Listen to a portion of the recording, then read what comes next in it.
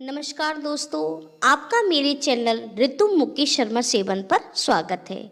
आज की हमारी कहानी का शीर्षक है भूत का बयान। तो चलो दोस्तों, आज की कहानी शुरू करते हैं। घर में कोहराम मचा हुआ था। महिलाएं करुण विलाप कर रही थीं। चारों तरफ हाहाकार था। मीरा का कलेजा भी फटने लगा था। उसने रोते हुए अपनी चाची कल्याणी से पूछा, आखिर माँ को क्या हुआ था चाची? उन्हें तो कोई बीमारी भी न थी। कल्याणी ने सुबकते हुए कहा, दिल का दौरा पड़ा था बिटिया और देवकी चल बसी। मीरा को यकीन नहीं आ रहा था कि उसकी माँ अब इस दुनिया में नहीं है। उसे सबसे ज़्यादा तो इस बात का दुख था कि वह अपनी माँ के अंतिम दर्शन भी न कर पाई। उसकी अनुपस्थिति में माँ का दाह संस्कार हो चुका था। मीरा देवकी की इकलौती पुत्री थी।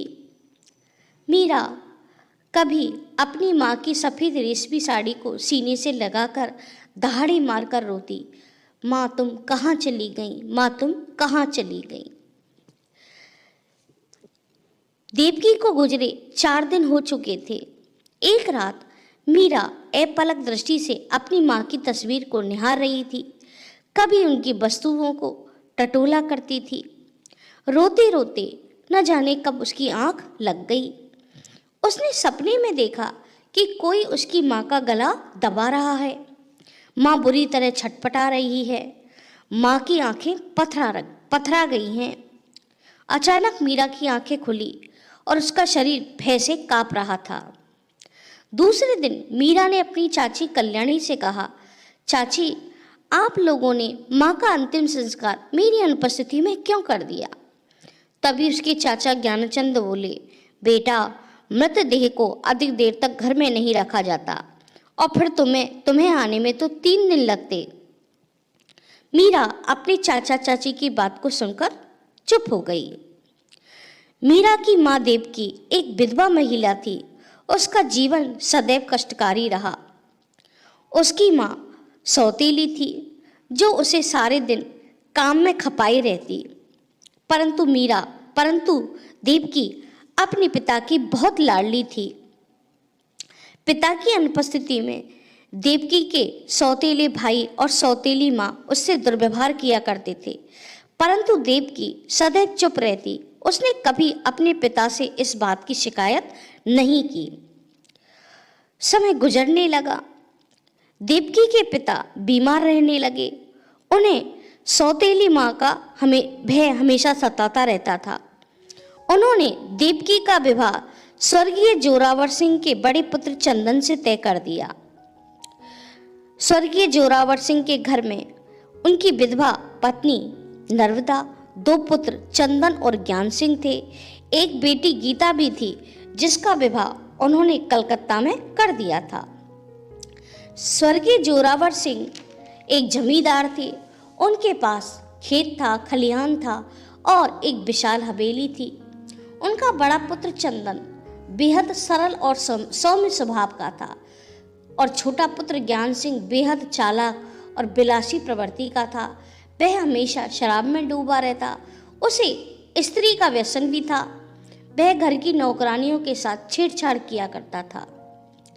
देवकी जब दुल्हन बनकर आई तो उसके रूप सौंदर्य से हवेली जगमगा उठी।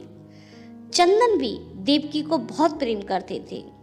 देवकी जितनी रूपवान थी, स्वभाव से उतनी ही कोमल और सरल हृदय थी। धीरे धीरे वह सास की भी लाडली हो गई, पर सौभाग्य अधिक दिन न चल सका। विवाह को 1 वर्ष भी पूरा न हुआ। चंदन अपनी बहन बिमला के यहाँ होली की दौज पर तिलक करवाने गए हुए थे। लौटते समय रेलगाड़ी में इतनी भीड़ थी कि चंदन सिंह ट्रेन के दरवाजे पर लटक कर खड़े हो गए। चलती ट्रेन में वे एक खंबा से टकराए और ट्रेन के नीचे आ गए।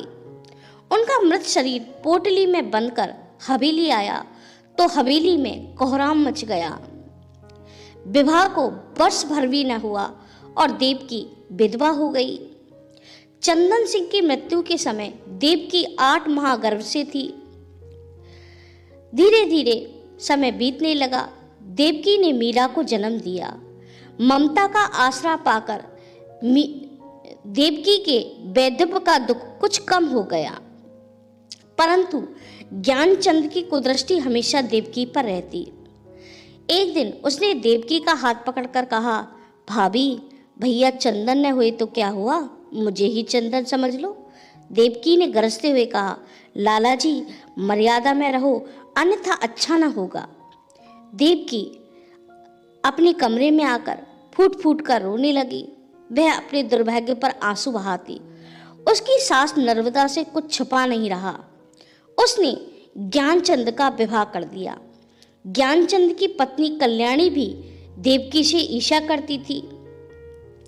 कल्याणी ने भी 2 पुत्रों को जन्म दिया, पर वह अपनी सास के हृदय में जगह न बना सकी। देवकी सास के साथ रहते रहते खेत खलियान हवेली सबकी जिम्मेदारी संभाला करती थी। एक दिन कल्याणी के कटु वचनों से आहत होकर नर्मदा देवी ने खेत खलियान और हवेली का बंटवारा कर दिया।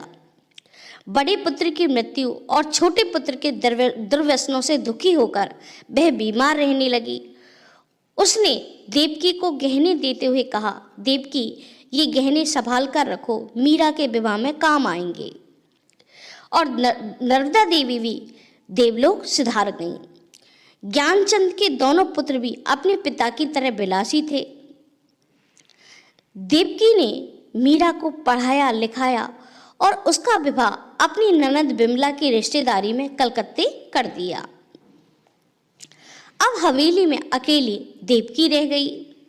उस हवेली में एक लकीर सी खिंच गई। एक तरफ विधवा देवकी रहती थी तो दूसरी तरफ ज्ञानचंद और उसका परिवार। ज्ञानचंद और उसके पुत्र दुर्व्यसनों की वजह से कर्जे में डूब चुके थे। खेत खलिहान सब गिरवी रखे थे। अब उनके हिस्से की हवेली भी गिरवी रखी जा चुकी थी।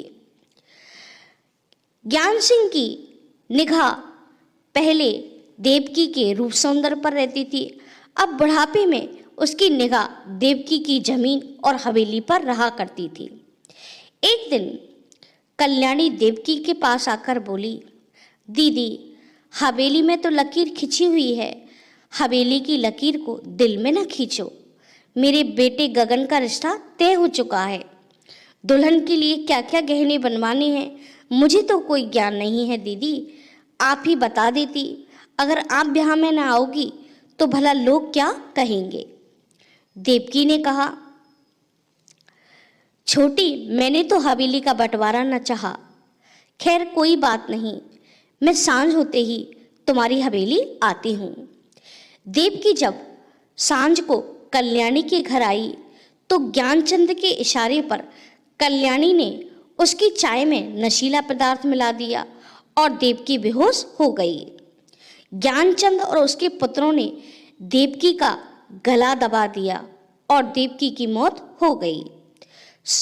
ज्ञानचंद ने सुबह अपने गांव के झोला छाप डॉक्टर बनवारी को बुलाया और उसको धन का प्रलोभन देकर ये झूठी अफवाह उड़ा दी कि देवकी की मृत्यु दिल के दौरे से हुई है। कल्याणी भी सुबह नाटक करने लगी और चीख चीख कर पुकारने लगी, अरे दीदी क्या हुआ, अच्छी भली तू आई थी। गांव के लोग ज्ञानचंद और उसके दोनों पुत्रों से भय खाते थे, इसलिए गांव के किसी भी व्यक्ति ने कुछ ना बोला और ज्ञानचंद और उसके दोनों बेटों ने चुपचाप देवकी का दाह संस्कार कर दिया और देवकी की मृत्यु की सूचना मीरा को दे दी गई। देवकी की मृत्यु के बाद कल्याणी को नींद न आती थी। उसके मन में सदैव एक डर सा लगा रहता था। देवकी की मृत्यु के 5वें दिन कल्याणी को अनुभव होता कि कोई एक परछाई उसका पीछा कर रही है। कभी घर के पर्दों के पास, कभी रसोई के बर्तनों के पास और कभी हवेली के झूमे पर उसे एक छाया सी नजर आती थी। रात में सोते सोते उसे नींद में देवकी दिखाई देती थी।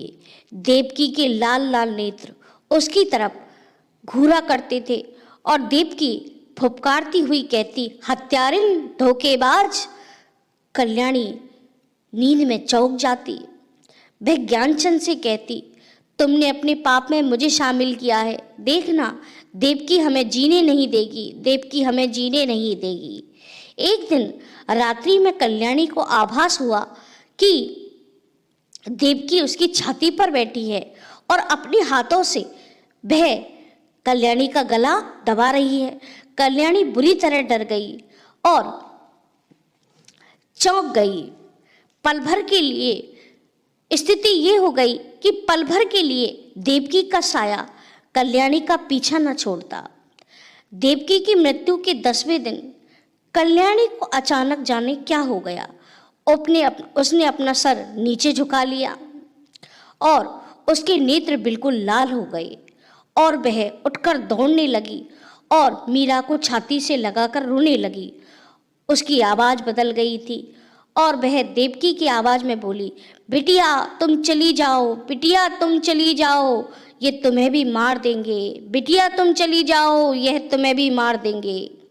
वह कभी रोती, हंसती और वह कभी लाल लाल नेत्रों से ज्ञानचंद की ओर घूरकर देखा करती। ज्ञानचंद, मैं तेरे वंश का नाश कर दूंगी, बिटिया तू यहाँ से चली जा। कल्याणी के अंदर देवकी की आत्मा, ऐसा लगता था कल्याणी के अंदर देवकी की आत्मा समा गई है। कल्याणी चीख कर बोली, बिटिया तुम यहाँ से चली जाओ, जिस तरह इन्होंने मुझे गला दबाकर मारा था, ये तुम्हें भी गला दबाकर मार देंगे। ये सब सुनकर सारे रिश्तेदार और गांव वाले भौचक्के रह गए। मीरा सब कुछ समझ गई थी। तभी अचानक गांव वालों ने पुलिस को बुलाया।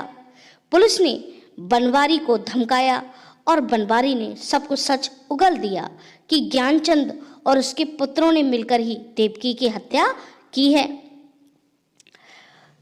पुलिस ज्ञानचंद को, बनवारी के और उसके दोनों पुत्रों को गिरफ्तार कर लेती है और कल्याणी को भी गिरफ्तार कर लेती है।